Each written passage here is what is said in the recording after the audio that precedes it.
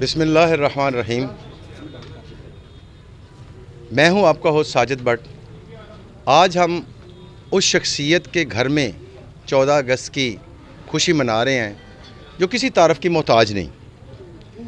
तो आइए हम इनसे पूछते हैं कि इनके क्या मकासद हैं। अस्सलाम वालेकुम भाई साहब। बिस्मिल्लाह जी, वालेकुम अस्सलाम भाई साहब। भाई साहब क्या हाल है आपका? अल्लाह का शुक्र, सब ठीक है माशाल्लाह। भाई साहब आप हर इवेंट अमेरिका से स्पेशली आते हैं यहाँ इवेंट बनाने के लिए, अपने दोस्तों को मदऊ करते हैं, अपने करीबी अजीज़ों को मदऊ करते हैं, इवन कि दूर दराज से भी आपके अजीज़ आपके दोस्त वगैरह आते हैं। आखिर इन इवेंट को, इन दोस्तों को बुला के खिलाने पिलाने का क्या मकसद है? बिस्मिल्लाहिर्रहमानिर्रहीम भाई साहब, मेरा कोई मकसद नहीं है, ना ही मुझे किसी का कोई लालच है, ना ही मैं सियासी बंदा हूँ कि भाई उसको बुला के इसको बुला के मैं सियासत में को आगे जाऊँ। मैं तो एक छोटा जहा सिपाही हूँ और कोशिश करता हूँ कि अल्लाह तबारक व तआला इस काम में बरकत डाले। और ये बड़ी अल्लाह की अनायत है हम पर कि आज का जो दिन है हम आज़ादी से मना रहे हैं और आज के दिन की बदौलत हम आज़ाद हैं और इसके ऊपर शुक्र अदा करते हैं। ये हमारा मुल्क है, इस मिट्टी से हम पैदा हुए हैं, इसकी मोहब्बत है, इसलिए हम अपने घर में इधर आते हैं। सर आपकी सियासी लोगों से वाबस्तगी है, आपकी इस्लामी लोगों से वाबस्तगी है, आपकी हर किस्म के लोगों से वाबस्तगी है। इसका क्या मकसद है? क्या आप आइंदा आने वाले वक्त में कोई इलेक्शन में हिस्सा या कोई सियासी सरगर्मी में हिस्सा लेना चाहेंगे? भट्ट साहब, मैं जो इलेक्शन लड़ रहा ना, इस दुनिया वास्ते नहीं लड़ रहा। अल्लाह तबारक तआला सानू उत्थे किधर जिता देवे, किधर उत्थे सानू अपनी रहमत दे सदके बख्श देवे। मेरा इलेक्शन होना के तो ये सोच आपके दिल में कैसे आई?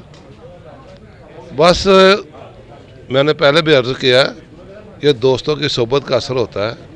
आप जैसे दोस्त मिलते हैं, शहजाद भट्टी साहब हैं, खादम साहब हैं, उमर बच्चा है माशाल्लाह अपना, ये सारी उन्होंने दी काविशां ने कि भाई यहो जिहा कोई कम इवेंट होना चाहिए। और ये मैसेज अपने आपको बच्चों को देना ना कि यह दिन जहाँ साढ़े वास्ते कितना कीमती है।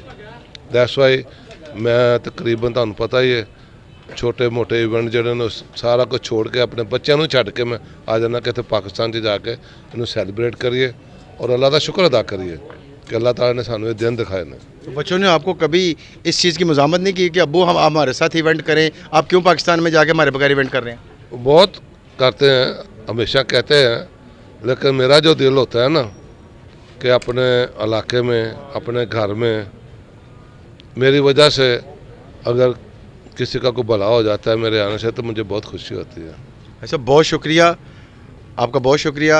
ये थे जी जनाब हाजी यूनुस साहब, और इसके साथ ही हम अपना इख्तिताम करते हैं। अल्लाह हाफिज़, पाकिस्तान जिंदाबाद।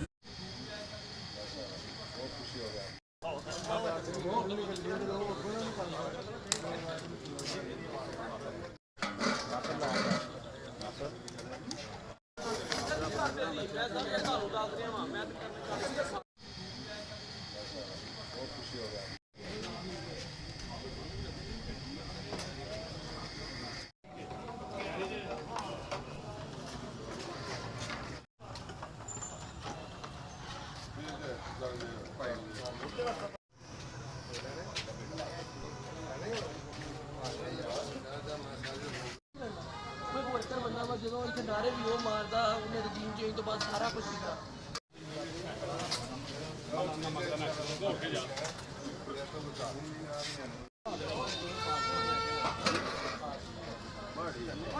ਛੁਰੀ ਦਿਓ ਭਾਜੀ। ਉਹਨਾਂ ਦਾ ਸ਼ਫਕਤ ਕਰਨਾ ਪਿਆਰ ਉਹਨਾਂ ਦਾ ਬਾਖਬਰਾਂ ਤੇ ਹਾਜੀ ਸਾਹਿਬ ਦਾ, ਜਿਹੜੇ ਅਮਰੀਕਾ ਤੋਂ ਆ ਕੇ ਮਹਿਫਲਾਂ ਸਜਾਉਂਦੇ ਨੇ ਤੇ ਆਪਣੇ